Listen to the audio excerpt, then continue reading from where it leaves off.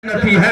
इतने में हजरत Abdurrahman ibn of आते हैं। नबी फरमाते अब्दुर्रहमान फिल जन्ना, यानी अब्दुर्रहमान इब्न औफ जन्नती है।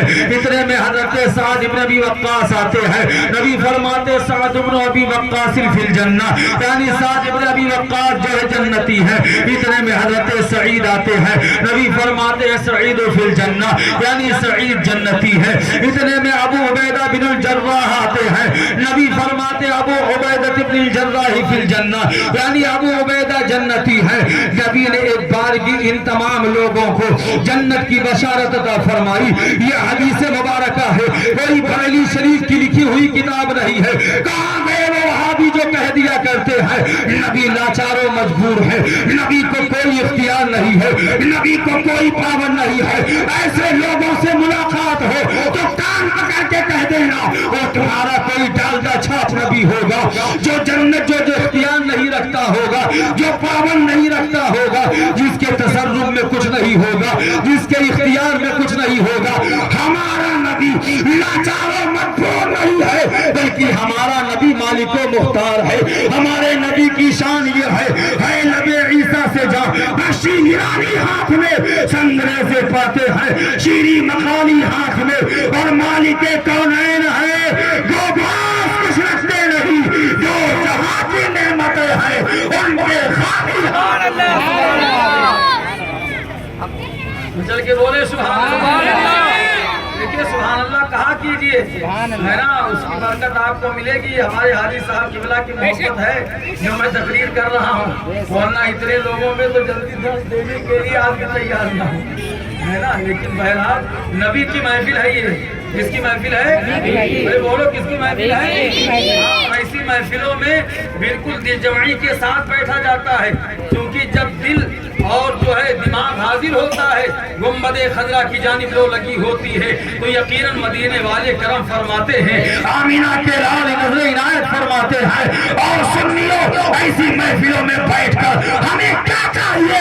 नबी की नजर इनायत ही तो चाहिए, नबी का करम ही तो चाहिए। तो इस महफिल में अगर हाजिरी का मौका अल्लाह ने दे दिया है तो बैठ करके एक ही दुआ करो, सुना है आप आशिक के घर तशरीफ लाते हैं, मेरे घर में भी हो जाए कुफ्र ने रात का माहौल बना रखा है, हमने उल्फत का दिया उनके जला रखा है। वो तो आते हैं, अभी आएंगे, आते होंगे, बस यही सोच के महफिल को सजा रखा है। मोहब्बत से बोले सुभान अल्लाह। ऐसी महफिलों में जब बैठो तो फिर दिल दिमाग हाजिर हो, खुशू और खुदू के साथ हाजिर हो, और अपने आका की बारगाह में तसव्वुर ही में और तखय्युल में फरियाद किया करो। इंशाअल्लाह नबी करम फरमाए, शेर आप सुन ले, मोहब्बत से बोले सुभान अल्लाह। ख्वाब में आकर मेरी किस्मत जगा दो या नबी। क्या आप चाहते हैं नबी आपके ख्वाब में आए? कितना लोग चाहते हैं? सब हाथ उठाइए, कहते हैं या रसूल अल्लाह। हाँ, तो चाहने का मतलब ये नहीं होता बस मुंडे हिलाते रहे। चाहने यहाँ 10 रुपया अगर किसी से चाहिए तो आदमी बड़ी चापलूसी कर गुजरता है ना।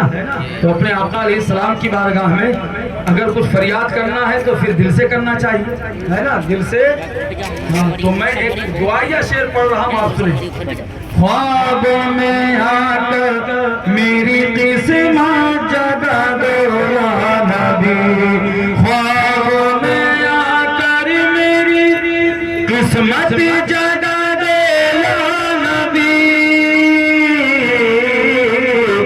मेरे घर को भी कभी जन्नत बना दो या नबी, मेरे घर को भी कभी जन्नत बना दो या नबी, मेरे घर को भी कभी जन्नत बना दो या नबी। मोहब्बत से बोलो सुभान अल्लाह। और फीकी पड़ती जा रही है चांद की फिर से चमक, ये चांद जो जगमगा रहा है ना, ये नबी के कदमों को कभी चूमा था, उसी की बरकत से जगमगा रहा है। नबी शबे मिराज में जब गए थे ना अल्लाह के हुजूर, تو اس نے نبی کا تلوا چوما تھا. کیا چوما تھا؟ ارے شب معراج آنے والی ہے.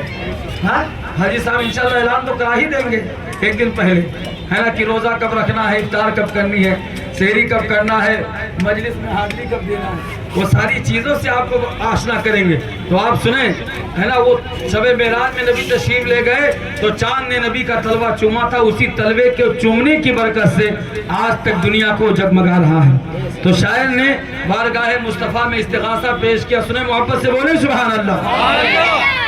پھیکی پڑتی جا رہی ہے چاند کی پھر سے چمک، پھیکی پڑتی جا رہی ہے چاند کی پھر سے چمک، پھیکی پڑتی جا رہی ہے چاند کی پھر سے چمک.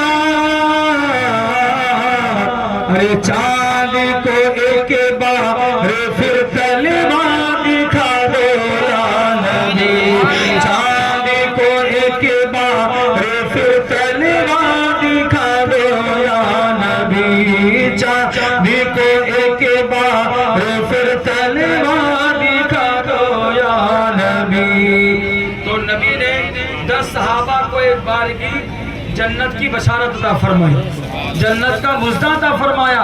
اب آپ مجھے بتائیے، جو جنت کے بارے میں کوئی اختیار نہیں رکھے گا، کیا وہ کسی کو جنت دے سکتا ہے؟ وہ جنت کی بشارت دے سکتا ہے؟ یقیناً نہیں دے سکتا. تو نبی نے صحابہ کو جنت کی بشارت دی. اس سے پتہ یہ چلتا ہے کہ نبی جنت کے مالک ہیں. اللہ نے اپنے محبوب کو جنت کا مالک بنایا ہے، اس لیے صحابہ کو نبی جنت کی بشارتیں دے رہے ہیں. تو یہ 10 صحابہ ہیں جن کو نبی نے دنیا کے اندر جنت کی بشارت ایک ہی مجلس میں عطا فرمائی ہے. ان میں سے ایک حضرت صدیق اکبر ہیں، خلیفہ اول ہیں، یار غار مصطفیٰ ہیں، افضل البشر بعد الانبیاء ہیں. حضرت صدیق اکبر وہ ہیں جنہوں نے سب سے پہلے کلمہ پڑھا ہے نبی کا، نبی کی سب سے پہلے تصدیق کی ہے. اللہ کے نبی صلی اللہ علیہ وسلم کے ساتھ ہر گھڑی ہر لمحہ رہے ہیں. یہاں تک کہ نبی سفر میں ہے تو صدیق اکبر بھی ہے، نبی حضر میں ہے تو صدیق اکبر بھی ہے، نبی خلوت میں ہے تو صدیق اکبر بھی ہے، نبی جلوت میں ہے تو صدیق اکبر بھی ہے.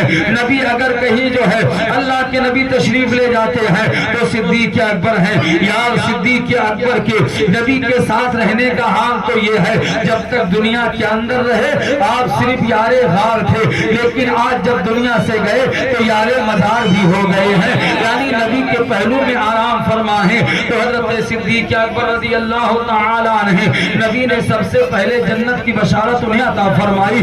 حضرت سیدنا صدیق اکبر رضی اللہ تعالیٰ عنہ کا احسان اسلام اور مسلمانوں پر کس طرح ہے وہ تو آپ اچھی طرح جانتے ہوں گے کہ اللہ کے نبی صلی اللہ علیہ وسلم ارشاد فرماتے ہیں، دنیا کے اندر مجھ پر یا میرے اسلام پر جن لوگوں نے بھی احسان کیا تھا میں نے سب کے احسان کا بدلہ دے دیا ہے، میں نے سب کا احسان چکا دیا ہے سوائے صدیق اکبر کے. یعنی جن جن لوگوں نے احسان کیا تھا سب کا احسان میں نے چکا دیا ہے، لیکن تنہا وہ ابو بکر ہے جس کا احسان اپنے دامن میں سمیٹ کر میدان قیامت میں لے کر کے جاؤں گا، اللہ کے حضور لے کر کے جاؤں گا. اور اللہ کے نبی ارشاد فرماتے ہیں میرے صدیق کے مقام و مرتبے کا حال یہ ہے کہ کل قیامت کے دن جنت کے اندر 8 دروازے ہوں گے. ہر آدمی یہ تمنا کرے گا کاش اللہ مجھے اس دروازے سے داخل فرما دے، اس دروازے سے داخل فرما دے، اس دروازے سے داخل فرما دے. یعنی ہر آدمی یہ تمنا کر رہا ہوگا، آرزو کر رہا ہوگا اللہ تعالیٰ مجھے کسی دروازے سے داخل فرما دے. یعنی ہر آدمی کی تمنا ہوگی کسی بھی دروازے سے داخلے کا موقع مل جائے. لیکن صدیق اکبر کی عظمت کا حال یہ ہے، اللہ کے پیغمبر فرماتے ہیں جنت کے 8 دروازے تمنا کر رہے ہوں گے کاش کہ اللہ تعالیٰ صدیق اکبر کو میرے اندر سے گزار دیتا، یعنی میرے اندر سے وہ داخل ہو جاتے. تو یہ ہے صدیق اکبر رضی اللہ تعالی عنہ، پیارے نبی کے ساتھ بھی رہے اور نبی کا وصال مبارک ہوا تو 2 سال کچھ مہینے آپ نے خلافت کے تمام تر معاملات کو انجام انجام دیے ہیں. اس کے بعد حضرت سیدنا عمر ابن خطاب کا دور آتا ہے. حضرت سیدنا عمر ابن خطاب رضی اللہ تعالیٰ ایسے جلیل القدر صحابی ہیں نبی کے. یہ اللہ کے پیغمبر خود ارشاد فرماتے ہیں اگر میرے بعد کوئی نبی ہوتا تو میرے عمر ہوتے. محبت سے بولے سبحان اللہ. بہرحال تو چونکہ حاجی صاحب قبلہ نے مجھے کہا تھا عشر مبشرہ کے حوالے سے, تو میں نے بھی یہ سوچا تھا کہ عشر مبشرہ کے حوالے سے یعنی 10 یہ جو صحابہ ہیں انہی کی کچھ جو ہے تاریخ میں آپ کے سامنے رکھنے کی کوشش کروں گا. بہرحال میں نے صدیق اکبر رضی اللہ تعالیٰ عنہ کے حوالے سے بس ایک ہلکی سی جھلک پیش کی ہے. اور دیکھو اس کے بعد حضرت سیدنا عمر بن خطاب ہیں, ایسے جلیل القدر صحابی ہیں کہ اللہ اکبر کبیرہ. پیارے نبی صلی اللہ علیہ وسلم کے وصال ظاہری کے بعد حضرت صدیق اکبر رضی اللہ تعالیٰ امور خلافت کو انجام دیتے ہیں. حضرت سیدنا ابو بکر صدیق کے بعد حضرت سیدنا عمر بن خطاب رضی اللہ تعالیٰ عنہ کا دور خلافت آتا ہے. تو آپ نے اسلام کی باغ و ڈور کو اس طریقے سے آپ نے سنبھالا ہے کہ حضرت سیدنا عمر بن خطاب رضی اللہ تعالیٰ وہ صرف لوگوں پر بادشاہت نہیں کیا کرتے تھے بلکہ حضرت سیدنا عمر بن خطاب جو ہے مٹی پر بھی بادشاہت کرتے تھے, ہوا پر بھی بادشاہت کرتے تھے, یہاں تک کہ پانی پر بھی بادشاہت کیا کرتے تھے, آگ پر بھی آپ بادشاہت کیا کرتے تھے. یعنی حضرت سیدنا عمر بن خطاب رضی اللہ تعالیٰ عنہ کے آپ کے جلال کا اور آپ کی شان و شوکت کا حال یہ تھا کہ آپ کے سامنے ہر کوئی سرنگوں نظر آتا تھا. حضرت سیدنا عمر بن خطاب رضی اللہ تعالیٰ عنہ کے سامنے ہر کوئی جو ہے آپ کے سامنے گھٹنے ٹیکنے پر مجبور دکھائی دیتا تھا. ایسی شوکت اسلام کو آپ نے آگے بڑھایا ہے. حضرت سیدنا عمر بن خطاب رضی اللہ تعالیٰ عنہ کے دور میں اسلام کو بڑی طاقت ملی ہے, اسلام کو بڑا غلبہ ملا ہے, اسلام کو بڑی شوکت ملی ہے. اور مسلمانوں ایک بات میں عرض کر دوں, حضرت سیدنا عمر بن خطاب رضی اللہ تعالیٰ عنہ آپ نے ایسی شاندار امامت فرمائی ہے, خلافت کی بھاگ و دوڑ کو آپ نے بڑی ذمہ داری کے ساتھ نبھائی ہے. لیکن حضرت سیدنا عمر بن خطاب رضی اللہ تعالیٰ عنہ سے پوچھو اے عمر یہ شان و شوکت کیسے ملی ہے, آخر یہ رفعت کیسے ملی ہے, آخر یہ بلندی کیسے ملی ہے؟ تو حضرت سیدنا عمر بن خطاب کہتے ہیں اے لوگوں اس میں ہمارا کمال نہیں ہے بلکہ محبت رسول کا کمال ہے, عشق مصطفیٰ کا کمال ہے, نبی کی محبت کا کمال ہے. ہم نے نبی سے محبت کی تو اللہ نے ہمیں یہ شان عطا فرمائی ہے, اللہ نے ہمیں یہ وقار عطا فرمایا ہے. مجھے وہ تاریخ یاد آتی ہے, یہی حضرت سیدنا عمر بن خطاب ہے. آپ جب مصر فتح ہوتا ہے تو آپ مدینہ سے نکلتے ہیں, مصر کی جانب روانہ ہوتے ہیں اور آپ کے ساتھ حضرت خالد بن ولید ہے, حضرت ابو عبیدہ بن الجراح یہ بھی عشرہ مبشرہ میں سے ایک صحابی ہے. یہ دونوں حضرات ساتھ ساتھ میں ہیں, تشریف لے کر کے جا رہے ہیں. راستے میں ایک نالا پڑتا ہے یعنی راستے میں ایک نہر آتی ہے. حضرت سیدنا عمر بن خطاب رضی اللہ تعالیٰ عنہ نے اپنے موزے اتارے اور اتارنے کے بعد اس کو اپنے کاندھے پر رکھ لیا. حالانکہ وہ موزے پھٹے ہوئے تھے, اس موزے کے اندر پھٹن تھی. تو ان دونوں صحابہ نے آپس میں باتیں کرنا شروع کر دیا کہ آخر یہ ہمارے بادشاہ ہیں, یہ امیر المؤمنین ہیں اور ایسے نازک حالت میں تشریف لے جا رہے ہیں کہ آپ کے موزے بھی پھٹے ہوئے ہیں, آپ کے موزے بھی درست نہیں ہے اور وہ بھی آپ نے اپنے کاندھے پر رکھ لیا ہے جس کی وجہ سے موزے کی پھٹن ظاہر ہو رہی ہے. حضرت سیدنا خالد بن ولید اور حضرت ابو عبیدہ بن الجراح یہ دونوں صحابی آپس میں باتیں کر رہے ہیں, آپس میں کلام کر رہے ہیں. حضرت سیدنا عمر بن خطاب نے کہا اے لوگوں آخر کیا باتیں کر رہے ہو, آخر تمہاری گفتگو کس حوالے سے ہو رہی ہے؟ حضرت ابو عبیدہ بن الجراح نے کہا اے امیر المومنین آپ مسلمانوں کے بادشاہ ہیں, آپ امیر المومنین ہیں اور آپ نے ایسے پھٹے ہوئے موزے پہن رکھے ہیں اور وہ بھی اب کاندھے پر رکھ لیا ہے.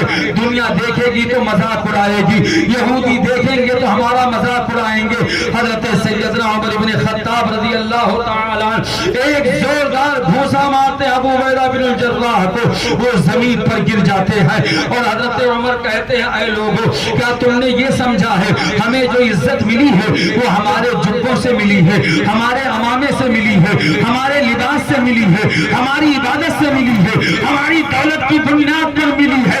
قسم ہے رب ذوالجلال کی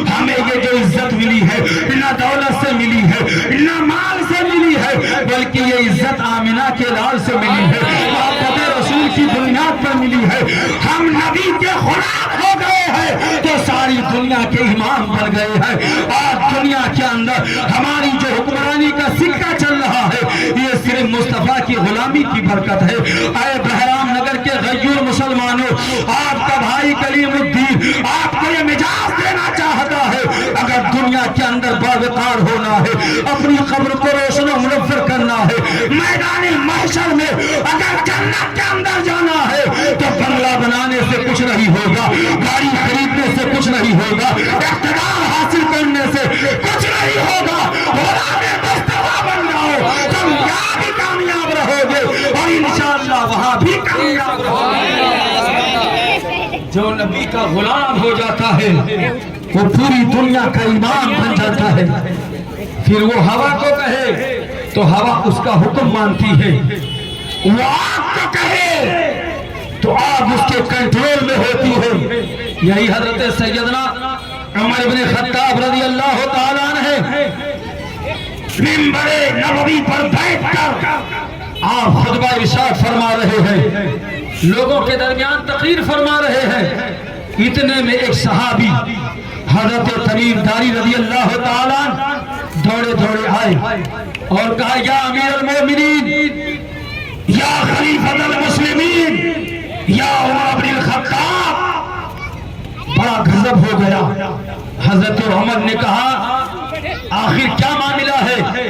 حضرت تمیم داری نے کہا حضور مدینہ کے قریب ایک پہاڑ کے اندر جوالا مکھی پھوٹ اٹھی ہے، یعنی آگ روشن ہو گئی ہے، آگ کے شعلے آسمان سے باتیں کر رہے ہیں۔ ہم نے ہر طریقے سے اسے بجھانے کی کوشش کی لیکن آگ بجھنے کا نام نہیں لے رہی ہے۔ وہ تو آبادی کی طرف آ رہی ہے، وہ تو بستی کی طرف آ رہی ہے، لوگوں کے گھروں کی طرف بڑھ رہی ہے۔ ہم نے ہر جتن کر لیا، ہم نے ہر ممکن کوشش کی لیکن آگ بجھنے کا نام نہیں لیتی، آگ کسی طریقے سے کنٹرول میں نہیں ہو رہی ہے۔ آپ ذرا توجہ سے میری بات سن لیں، یہ میری تقریر کا اختتامیہ ہے، لیکن تقریر ختم ہونے سے پہلے اپنے